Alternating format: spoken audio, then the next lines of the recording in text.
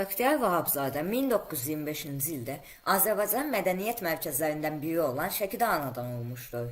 Uşaqlıqdan ədəbiyyata böyük maraq göstərən sənətkar sözlərlə danışmağı və xalqın ruhunu ifadə etməyi öyrənmişdir. 1947-ci ildə Azərbaycan Dövlət Universitetinin Filologiya fakültəsini bitirmiş və elmi pedaqoji fəaliyyətə başlamışdır.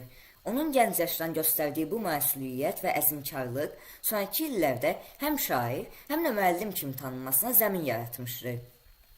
O yalnız şair deyildi, həm də alim, pedaqoq və ictimai xadim kimi tanınmış, gənc nəsillərin formalaşmasında mühüm rol oynamışdır.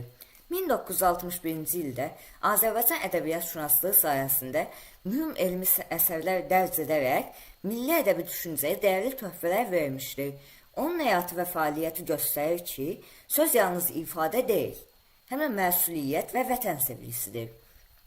Bəxtiyar Vahabzadənin yaradıcılığı, vətən sevgisi, milli kimlik və azadlıq ideyaları ilə doludur. Gülüstan poeması Azərbaycan bölünmüş taleyini cəsarətlə ifadə edən, oxucuyu düşündürməyə və milli ruhu yaşatmağa çağıran ən mühüm əsərlərdən biridir. Onun poeziyası həmişə gerçəklikdən, haqdan və vicdandan doğmuşdur.